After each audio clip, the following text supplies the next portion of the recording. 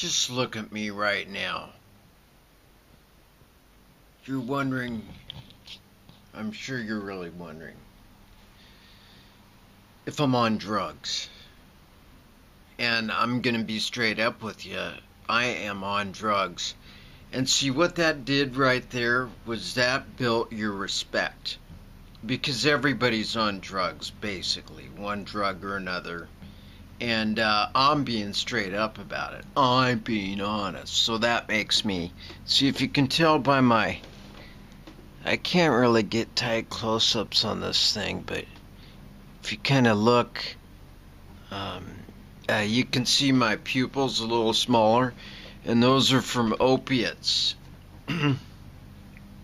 From doing opiates, and then I'm doing other drugs too, plus the opiates. I'm Marmakalung, by the way, just to get that out of the way. If you mix certain drugs with other drugs, it will increase the effect. It's a long story. See, I grew up by a psychiatrist, so we basically we had drugs around the home. We had like 1,000 Percodans and Demerol and Valium and frickin' Quaaludes and the original Roar 714 before Carolyn Ann Quinlan screwed it up. The real frickin' deal. The real Quaaludes, real methaqualone. And that's how I grew up. I mean, I thought that was normal. I thought that was a normal childhood. You know, just like some people are raised in a religious home or study the Bible every day, and that's normal to them, or they worship Satan, or they're like worship Allah or whatever. That's like a normal childhood to me, for them. And then I grew up on drugs. My parents were on drugs, and everybody was on drugs except for my sister, basically. She was on them later, but she needed drugs. She really, really needed drugs. Anyways, so there's a reason why I'm on drugs right now. Partially is I've eaten in Japan off and on for probably 10 years of my life. I've been to hundreds of restaurants here. I've been to just mom and pops, small little shop. They just cook for the locals and everything. They have like fresh cut fish that day and they cook it up, and I've been to the ramen shops and the main chains and all that stuff. And I've never had a problem with getting sick here.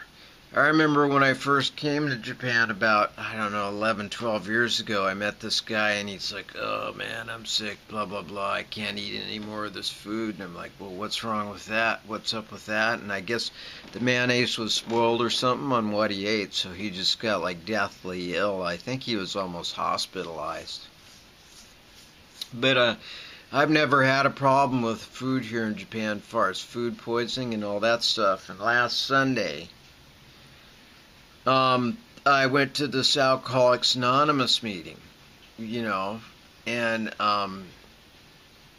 basically I had, it was in Tokorozawa, and it was one of those chain Italian restaurants, as much as you can fake, kind of good try at it. And I had this pasta dish with pasta and some type of white sauce, and then I dumped a bunch extra parma. It had one of those shakers you can shake it on and all that. And I probably had food poisoning like 20 or more times living in the States. I mean, quite a few times there. But usually what'll happen with it is it'll you'll come. It depends on the type. It'll kind of come and you'll just feel uneasy for a couple hours and maybe have a little bit of diarrhea, and then it'll go away. Done deal. It's probably because my body's older now. But about 4 hours after I left this restaurant in Tokorozawa, I started having the usual upset, I ate something wrong, It's not spices, but I know that I ate something wrong. And then the next day, the pain got worse. And I figured I'll just fight it out. I'll bite the bullet. I don't need to go see a doctor or go to a hospital. And then I started Googling food poisoning and all that stuff. And a lot of people die from food poisoning every year, you know, and get permanent brain damage and different physical disabilities and stuff. So, it can be a problem. And a lot of people get it. Especially I like the idea of using raw vegetables and all that stuff. That's a big, high percentage of people getting food poisoning and raw meat. But what I think went on here was the cook or cooks or whatever let the dish spoil or whatever. It was sitting too long, or they didn't keep it at the right temperature and all that, and the food went bad. So anyways, it's day 2, and it's like about 8 o'clock at night, and the pain was so bad. It was kind of like your stomach being on fire type of pain, and a little bit of bloat feeling, but just like this relentless frickin'. And I knew there was no way I was going to sleep through that. I mean, I knew I was going to medically have to deal with it. So I called the emergency services here, and the ambulance showed up, and they took my blood pressure and my temperature, and my temperature was up a couple degrees, so it was obviously fighting a virus at that point. And then he started asking me questions, and I told him straight up the restaurant, Caesarea, and I told him exactly the time I ate and everything, because it's a serious issue when you got food poisoning going on, and a lot of people can get affected or die, and I treat that seriously, just like I do getting loaded in my drugs. And so I basically, yeah, I gave him all the information where I ate, the time I ate and everything, and when the pain started and all that stuff. And so he was kind of trying to dig up data about it, to see if anybody else got food poisoning. And then I saw him get kind of surprised, like I guess one other person got it. I mean, maybe some people just got it, and then they don't always report it, or it's not as bad as what I got. It's just there's a lot of variables. There can be more poison or virus in one part of the food than the other part of the food.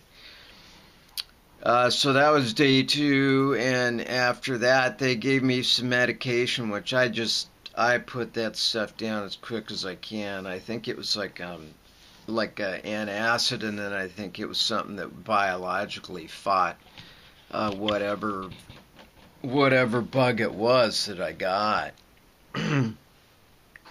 and fortunately the pain got low enough I could finally get to bed. So day 3 today, it's still going on, and I could feel a little bit around 10 in the morning, and then right around 11 and 12 it just started heading right back up where it was, and I was taking the medication and it was getting worse. So I went to another hospital and told the doctor everything before, and he ran all the tests and that. They didn't run like a stool test or blood test or nothing. I guess they didn't think it was that serious enough, because I didn't have I wasn't like dying from it. I just felt like it. I didn't have really bad temperature at that point, and I was cognizant. But the most lethal weapon in the world is botulism. If you took 7 kilograms of pure botulism and you distribute it to everybody in the planet enough to give them a lethal dose, that about 7 or 8 kilograms would kill the whole planet. It's pretty nasty stuff. And E. coli, as we all well know, which is a big fad right now. It's really popular in the States because of the agriculture going on and the all that stuff. But anyway, so tonight it's like a day 3, and the pain's starting to get a little worse or whatever, and then it's time to kick out the goodies. The Oxycontin, and had a little bit of diazepam, and then I had perfenazine.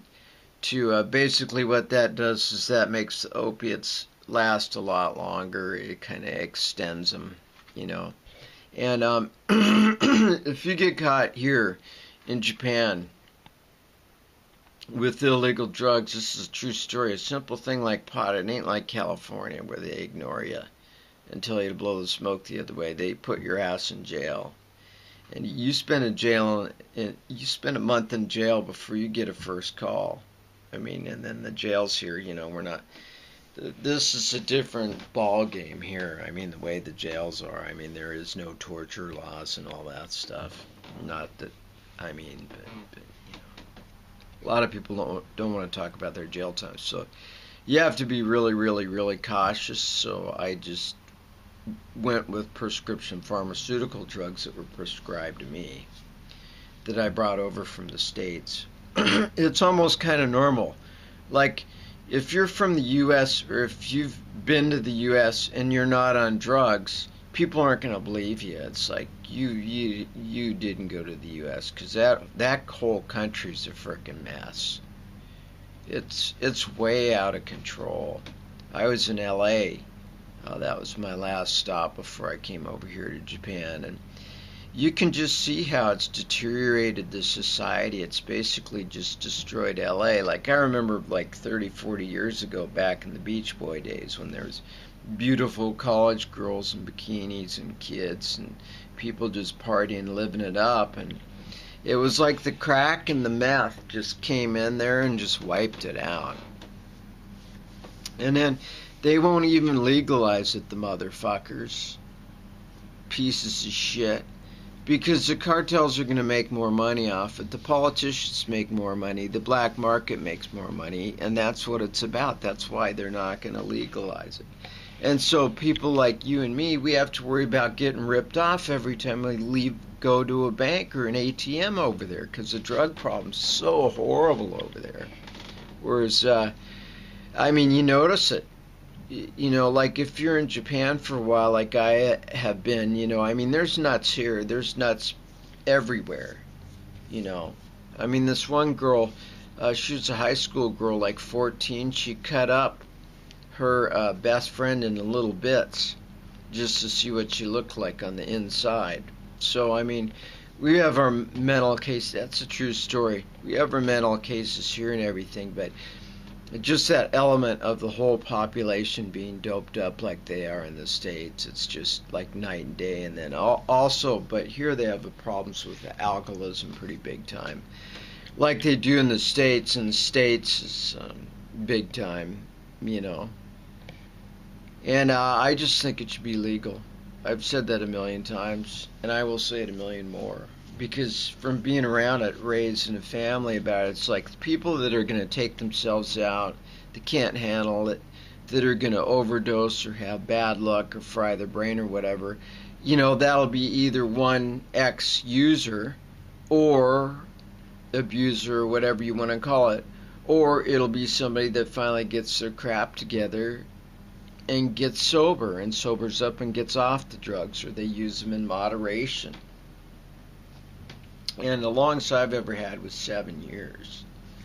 And then before I went over to the States last time, I had 4 years. But in LA, I got hit with physical trauma injury and wound up in the hospital and ended up on the good pain meds at 4 years of sobriety. And then I ended up, at home with the pain meds and everything. And then I started relaxing and getting into the pain meds and taking more than is prescribed and that, and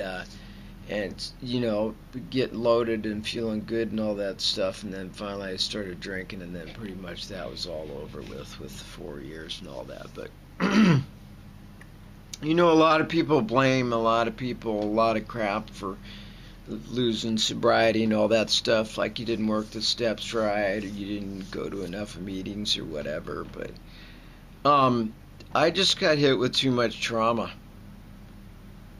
I mean, I had the physical trauma, I had the pain pills, and then I just had, like, I guess it would be an equivalent of like 4 family members dying, but not like a mob hit one time deal, just like 4 of my good friends passed, and some other issues happened, plus the physical trauma. And I was just broken up. I just couldn't take it. So I figured out why not start drinking with the booze. But the thing is I will sober up again. Like I said, the longest I ever had was 7. And I'll sober up again just because flat out my body can't handle it. Second of all, I black out. I've woken up in different states and countries, and I honestly didn't remember how I got there, and I never got those memories back at all. I mean, there's some big blank spots, months and all that. Last time I was in LA, I got this chauffeur driver that's kind of driving me around a little bit. He's been driving limousine for like, I don't know, 20-something years. And he's driven around like all the movie stars, the studio heads, a bunch of rich people, just filthy freaking rich people. He's driven around everybody basically. Most of his runs are from the airport to their pad, but sometimes he does other runs or takes people around, whatever. But what happened was, my throat's messing up. I gotta throw some liquid on this. But, shit. Well, it didn't hit the floor at least. That bad.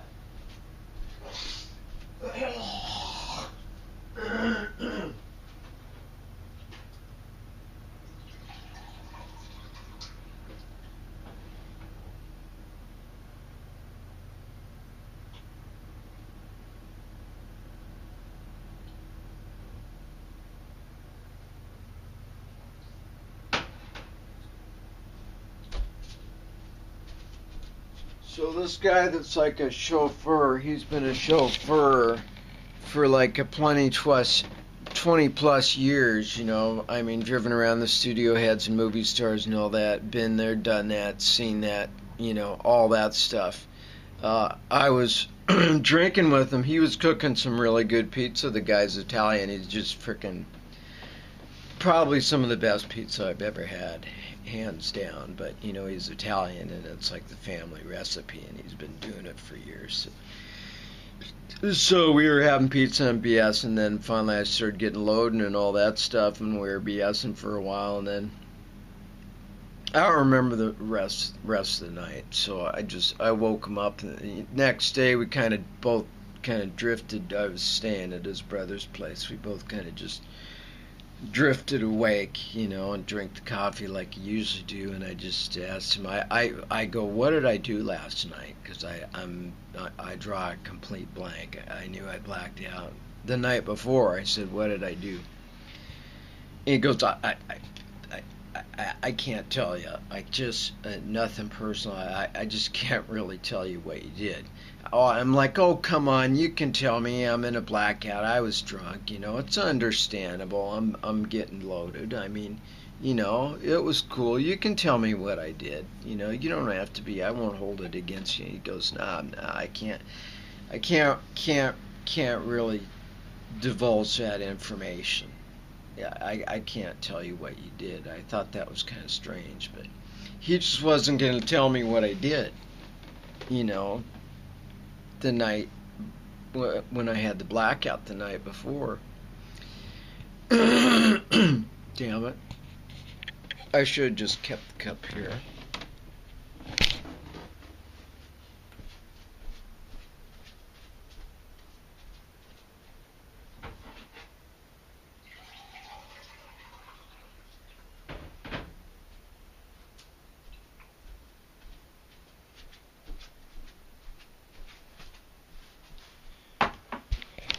But so I couldn't get the information out of him, about what I did when I was in my blackout, when I was hanging out with him, and who else and where else and whatever I did, and God knows what happened there. But I just said, can I ask you a simple question? I go, do you think I should drink? You think that's a good idea if I drink? And he says, I don't think you should ever drink again in your life. And he was serious. So I think he's probably the only one that knows what I did, and probably the other people that I did it with or whatever. I mean, it's just But that's where I kind of draw the line behind alcoholics or drug addicts, generally if they black out. I mean, there's heavy, fully functional drinkers and all that stuff, but if they go completely into the black and they can't control it like me, for me it's like just spinning the roulette wheel or Vegas or whatever, Russian roulette, whatever you want to call it. But I guess I always get back sober. You know, like now I know this stint I'll probably go for a couple more days. I mean, from being back a month drinking and using it's just torn me up, just something fierce, you know. And I'm just medicating now just to deal with the stomach issue, you know. But I'll get back off and I'll sober up for a while. Because the body just can't take it when you get up in the years. My sisters are dead, mate. And brothers, family members, I could cry. I mean, I just start crying if I really get into it and think about it. But so where am I going with this? I guess they should probably legalize drugs and quit letting the racketeers make all the money off it, you know, and just let everybody do what they want. It's supposed to be a free life when you're here, you know. And I don't see any recreational partying as being a problem. It's just like in my case, for a lot of years I could never control it. Like now I know I can get myself sober again, but sometimes I couldn't. I tried for years and I couldn't stop. But I don't know if it's me. I mean, people in the program go God this and God that and higher power and all that, and it's a miracle and all that. But I think it's definitely something beyond myself, me, in the third dimension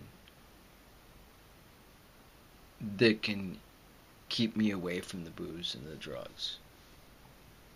It's a total freaking miracle. And I don't understand it. I've tried to. I don't understand it. I've just been lucky there. But I come back. I try again. That's where a lot of people go wrong. I see them go to meetings for 10, 20 years, and then they go back out, and they just don't even bother. You know, and then you hear they've washed up dead somewhere or something, you know, a couple of years later because they couldn't, you know, or they died in the hospital or whatever. Rich people, poor people, homeless people, educated people, dumb people, however you want to stereotype people, just everybody from every color, creed, race, and religion. I've seen it all, been there and done that, and I think where most people go wrong that are going to try to get back off it and their act together is they just don't try again. And they don't want to go through the humiliation, and then also they don't want to give up the power or the will over that stuff and accept that they don't have control over it. It's funny, it sounds like I'm kind of... They used to have a saying, a head full of AA and a belly full of booze. I guess that's how you could stereotype me right now. But, yeah, so that's that. So they should legalize it. And then the collateral damage. And the reason society, I mean, the people will destroy themselves that are going to have a problem with it. You know, they'll OD, like I said, or whatever. But the problem is with this collateral damage stuff, with it being illegal, it was a waste of goddamn money. They'll never win the war on drugs. They never have been, and they never will. And the people behind the war on drugs are the ones that are making the money off it. You know, it's a big racket. And you know that, and I know that. So, it's senseless being illegal, because then, like in Japan, because people over here aren't all doped up and jacked up on drugs, they don't need to rip your money off and all that shit. So when I come home here, I know my stereo's going to be here. I know my money's going to still be on the kitchen counter or desk where I left it, you know. And my valuable stuff, which I'm not rich, I don't have any assets right now, but I don't have to worry about things in the States. It's like, living there, it's like you kind of wonder, is the car still going to be there when you come out from the parking lot, and is the house still going to be there and all that. And they blame it all on all this different bullshit. These mass homicides and suicides and accidents and all that stuff, but the bottom line is it being illegal. It's what causes most of the trouble with it.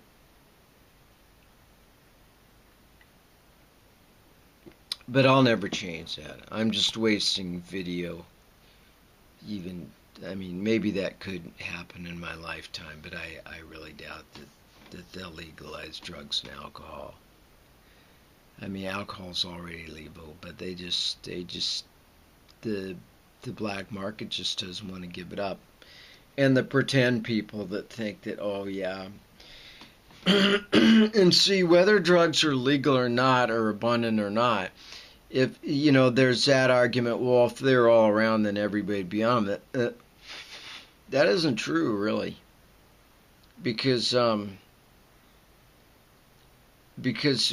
mean, if it's illegal, they're gonna just have to hunt for it more. If it's right in their face, they can get it easier. But I mean, still, if they're gonna wind up doing that's what they're gonna wind up doing. So all I can say is, if you've relapsed or are relapsing like me, whether your problem's drugs or alcohol or whatever, just go back and try. Don't give up the fight. Nobody's perfect, man, woman, whoever, transvestite. I mean, nobody's freaking perfect on this planet. I used to feel so guilty and so bad when I relapsed, and that I couldn't stop. But like on this last one, I mean, I just look in the mirror, and to myself, I know all the trauma I was hit with. The physical trauma, winding up on the pain meds, and all the emotional trauma that I was hit with was just too hard for me. And probably a lot of people can hack it. They stay sober through their kid dying and heavy stuff, losing everything they have because they made a bad financial mistake or whatever. And so I'm not, I refuse, looking at this time, I just refuse to feel guilty or bad or shameful about it. No matter how many meetings I would have gone to or steps I would have worked prior to the crap that happened to me in LA, nothing could have kept me sober through that. And probably a lot of people, like maybe 95% of the people, of what I had to see and go through when I was there. So I don't really feel guilty or bad about it, because I know that was so disproportionately heavy duty. I had no control over that. I just couldn't hack it. And I was already doped up from the physical trauma to begin with, so the Bunsen burner was lit, and the pilot light was on. It was a matter of just turning up the flame. 7 years sober, same thing, major trauma. Had to watch my adoptive mom take her last breaths, and helped her out with her chemotherapy and her cancer forever. And she's a tough woman, and she just, that was a hard one on me. That was another obvious one. Another one was like an accident. The other one was, I can, there's 100 different, usually, And also, I used to have this perfectionistic attitude, like I have to be perfect with sobriety, like it's going to be for the rest of my life or whatever. And you don't know. We're not predicting our fate here, man. I mean, some people do, and they kind of looks like they are, but anything can happen to anybody at any time. We're not calling all the shots. My first wannabe wife. We dated for 5 years. We had an open-end relationship where we were friends and we dated other people kind of thing. I mean, we weren't throwing orgies together or anything, but we were just open like good friends, and finally decided to tie the knot. You know, it's not like some people that aren't really good friends and they jump in there on a sex-based thing or whatever. You know, and so I was going to spend the rest of my life with this woman. She's a beautiful redhead, strawberry blonde, freaking really solid, freaking could play the saxophone like very few people. She was very talented, gifted, great person. I clicked with her more than I did with anybody on the planet. And then I just get a call from her mom.